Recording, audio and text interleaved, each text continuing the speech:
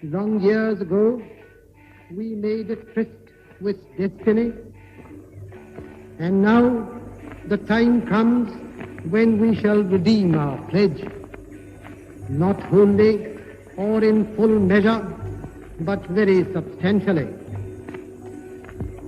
At the stroke of the midnight hour, when the world sleeps, India will awake to life and freedom.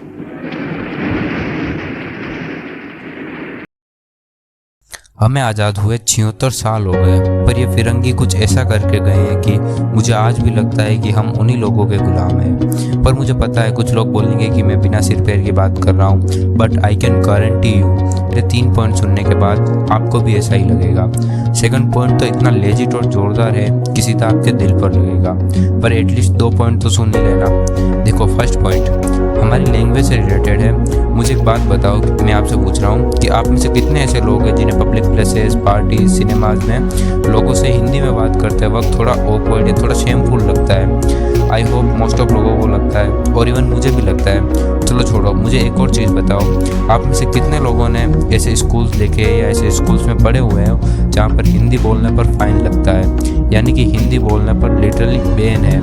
Mostly लोगों ने देखा होगा, मैं भी ऐसे ही स्कूल में पढ़ा हुआ हूँ। मतलब समझ रहे हो क्या हो रहा है? तो हो ये रहा है कि हमारे ही देश में हमारे ही भाषा बोलने पर हमें फ़ाइन देना पड़ रहा है। आपको दर्द तो ये जानकर होगा कि जिस लैंग्वेज को हमें बोलने में शर्म आ रही है, खुद जापान जो कि वर्ल्ड की सुपर पावर में से एक है, वो अपने बच्चों को अपने स्कूल में अपने ही लैंग्वेज में पढ़ाते हैं। मतलब लेवल देख रहे हो इन फिरंगियों की स्ट्रेटजीज का। हमारे ही देश के स्कूल में हमारी ही लैंग्वेज बोलना बैन करवा दिया। हमारे ही लोगों में ऐसी साइकोलॉजी क्रिएट करवा दी कि हमारी ही भाषा बोलने में शर्म आती है। चलो पॉइंट 2 पर आते हैं, जो आपके दिल पर लगने वाला है। लेकिन इसका मतलब ये नहीं कि तीसरा जो पॉइंट है वो बेकार है, वो भी एक मोस्ट इम्पोर्टेंट पॉइंट है। पहले पॉइंट 2 की बात करते हैं, ये साइंस से रिलेटेड है। तो आपसे पूछता हूँ, आपके हिसाब से एटम की डिस्कवरी किसने की थी? और ज़्यादातर लोग जो कि जॉन रोल्टर का नाम लेंगे, क्योंकि उनको यही पढ़ाया गया है। This is not reality.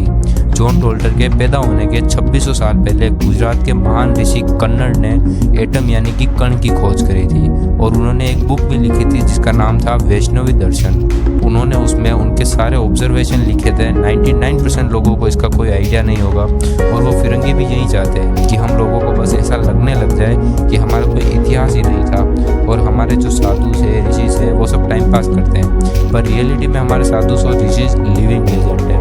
They are simply genius. इसका एक और एग्जाम्पल है। देखो, अगर मैं आपसे पूछूं कि दुनिया की सबसे पहली प्लास्टिक सर्जरी किसने करी थी, तो आपको नाम पता होगा, या फिर नहीं भी पता हो। ज़्यादातर लोगों को वैसे नहीं पता होगा, क्योंकि प्लास्टिक सर्जरी उनके दिमाग में ही आया होगा कि ये फॉरेन में ही हुआ होगा। बिकॉज हमारी मेंटलिटी ऐसी हो गई है कि देखो, असल में दुनिया की सबसे पहली प्लास्टिक सर्जरी महर्षि सुश्रुत जी ने की थी, और वो भी कुछ 2000 साल पहले। और मुझे पक्का पता है कि तुम लोगों को ना के बराबर पता होगा, because we were brainwashed. उन फिरंगियों ने हमारे सिस्टम को इतना करप्ट कर दिया है, हमारे एजुकेशन सिस्टम को इतना ख़राब कर दिया है कि हम सोच भी नहीं सकते। क्योंकि उनको पता था कि इस देश में राज करना है तो पहले यहाँ के एजुकेशन सिस्टम को ख़त्म करना चाहिए, और they did it very well.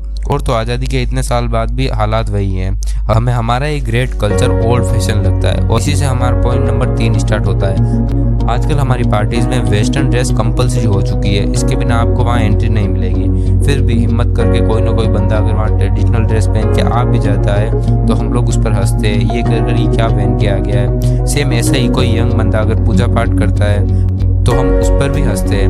हम सोचते हैं कि कितना ओल्ड फैशन हो गया है। एक्चुअल प्रॉब्लम ये है कि हम मॉडर्न बनने के चक्कर में अपना कल्चर भूल चुके हैं, और द पॉइंट इज हम भारतीय रहकर भी मॉडर्न बन सकते हैं। एक्चुअल में पता है बदला क्या है? एक्चुअली में बदला ये है कि पहले ब्रिटिश रूल यहाँ बैठकर हमें कंट्रोल करते थे, पर नाउ आज के टाइम में वो वहाँ बैठे बैठे हमें कंट्रोल कर रहे हैं। We were still under control, जिससे ये पता चलता है कि हम लोग मेंटली कभी आज़ाद ही नहीं हुए। नाउ आप सब लोगों से बस एक चीज़ चाहिए, वो भी इसलिए क्योंकि ये चीज़ केवल इंटेलिजेंट लोग ही कर सकते हैं। तो अब सब लोगों को सिंपली आइडियाज़ बताने हैं जो कि आपको लगता है कि काम कर सकते हैं, बिकॉज यार अब अपनी बारी है। Let's make a better Bharat. जय हिंद, जय भारत।